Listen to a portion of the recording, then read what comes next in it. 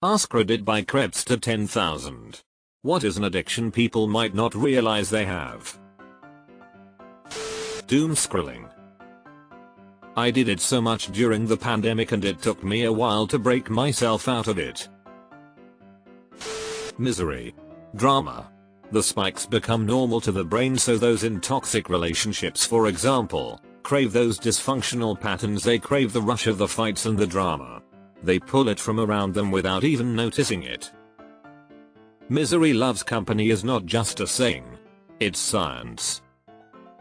My home life as a child was so awful I developed BPD. It took me years to realize the reason why therapy wasn't working was because I was hooked on the pain. Without it, I had no concept of who I was.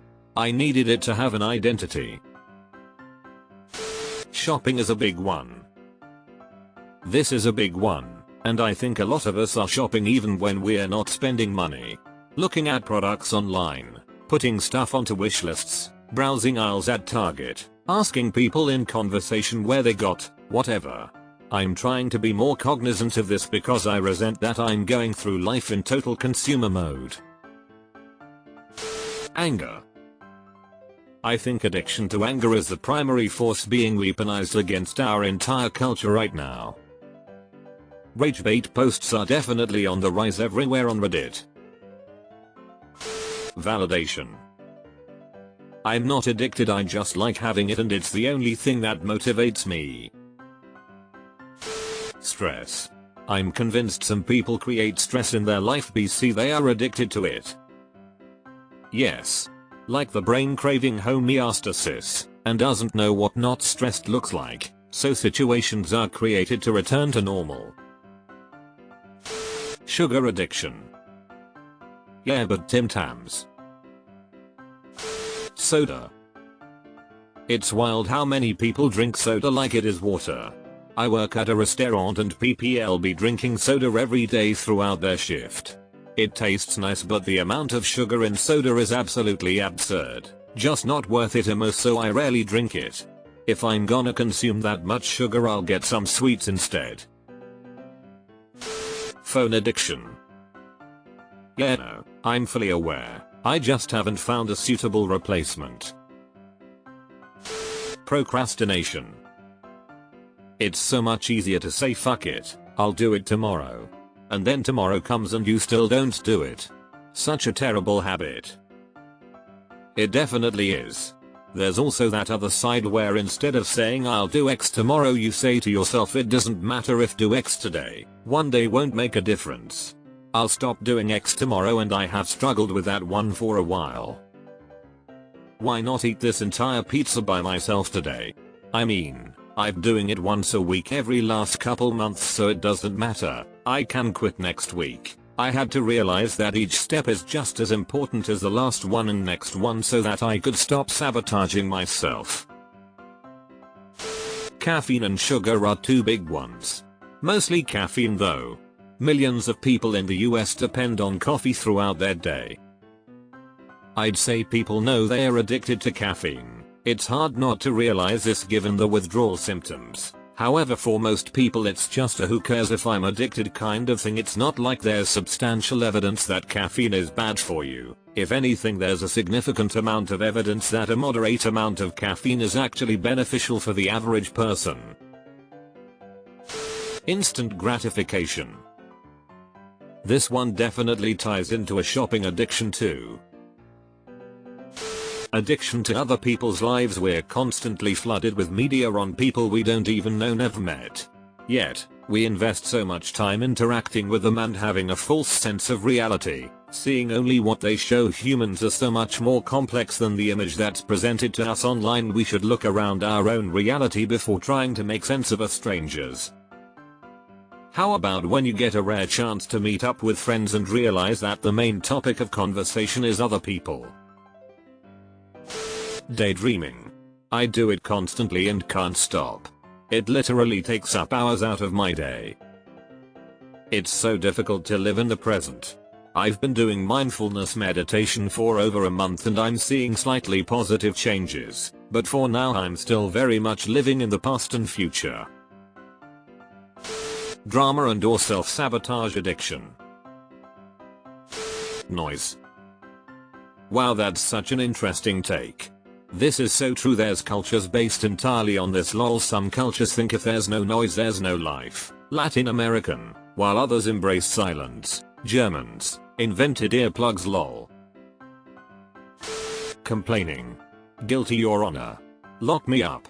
I dabbled in it once or twice and before I knew what happened, I found myself as an adult, with a career, responsibilities, and all sorts of adulting happening around me. Ever since I've been roiled in addiction. I can't stop. A life sentence seems warranted. I'm not even sorry. Hitting the snooze button too many times. Take my vote. I purposely set my alarm earlier so I can snooze longer. It is the dumbest thing, and I know it isn't helpful. Fear. For example, people who watch certain news shows and or who doom scroll excessively. Validation. Sympathy. For example, people who get caught in a victim loop. Interesting fact, I know people who are relaxed by scary horror movies. It is so weird because I get overwhelmed and stressed out and they're just like, oh, yeah, jump scare. Saw that coming. Born. Reddit hates hearing this. Social media. Green. You can say you smoke medicinally, but if anyone can't remember the last time they've seen you sober, either you've got a bigger problem than you think you're treating, or you're hiding from something you desperately need to face. The strange thing is when someone's functional in their life as a weed addict, but still denies the addiction. Like, bro, I'm addicted to nicotine and caffeine and I can be honest about it. I'm not judging you, you're doing fine, just be honest to yourself. Alcohol. Many people are alcoholics and won't realize. Just because you don't get drunk every day doesn't mean you're not an alcoholic. I used to go back and forth wondering this when I was in my 20s. I don't really drink anymore because it always feels like an inconvenient time to maybe be hungover the next day. But I still can't just have 1 or 2 drinks at a gathering or with a meal. If someone offers me a drink I have to explain it doesn't work that way. I can have no beers just fine, but if I have one, I'm gonna have to have 15 more. Gaming, particularly MMOs. Cries in 10,000 hours of RuneScape. Reddit haha. Work. Addiction to a person or a toxic relationship. Comfort. So many of us are addicted to be in a comfortable place rather than growing and getting out of our comfort zone. Guilty. If I feel I'm not at 100%, which is, all the time, then I must rest, relax, recharge even though it's not charging me. Workout addiction. Good ole body dysmorphia we didn't know we had until we developed an unhealthy habit of working out. Giving unsolicited advice. Destination addiction is used to describe the belief that happiness is in the destination or can be found somewhere else rather than in the present. In fact, our destination addiction often begins earlier in life than we realize. Benzodiazepines. It's so easy to tell yourself that they are fine and safe because a doctor prescribed them. But no, they are not. Absolute hell to get off of them. It's really fucked up how many PPL have been prescribed them daily by a doctor without being informed about how powerful the physical dependence is. It's not uncommon for patients to be rapidly tapered off when they have been on them daily for a long period of time too.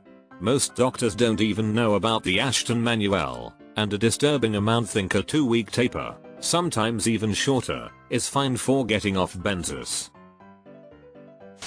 Born. When serotonin is that quick and easy, it cheapens the value, and it rebounds into a sort of depression where things you used to find interesting or fun that made you happy no longer do. Gaming. Why in God's name is this so low? That's how you truly know addiction is bad. We won't even admit it. Attention.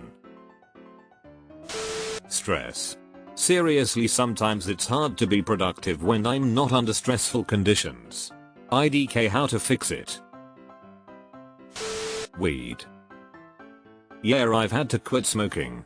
I would tell myself I would only smoke on weekends, but of course I would talk myself into doing it every day when I got home. On my days off I would tell myself not to light up until after 4:20 or 5, but I would always cave on myself and start earlier. I have anxiety and it helped me reset my mind, and it made me happier and dance, clean, etc. But I couldn't be depended on because I wouldn't leave the house once I got high. It never caused any problems, but I noticed I didn't have control over it. Addictions to Coca-Cola or soft drinks in general. Also, from working in disability care, the most common addiction I have seen that people don't realize exists is the addiction to trauma. People believe talking about their traumatic experiences will help. It's true, but when it becomes all you talk about, it doesn't help. It makes it worse because you're constantly thinking about it, and that makes you limit what you can do as a result. I've also noticed when you change the subject of conversation, they forget and as a result do things they believe they can't do when they are talking about their trauma all day every day. This stupid website. Addiction to marijuana. The stoners have convinced everyone it's non-addictive because there is no chemical dependency, but I know plenty of people who are high basically 24/7 for months on end well into their late 20s, and that's not just enjoying getting high. That's an addiction. Addiction to a partner. Water. We all gotta drink it every day or withdrawals ensue. Insanity. This is true. I've attempted to just replace my water addiction with something a bit healthier like an alcohol addiction,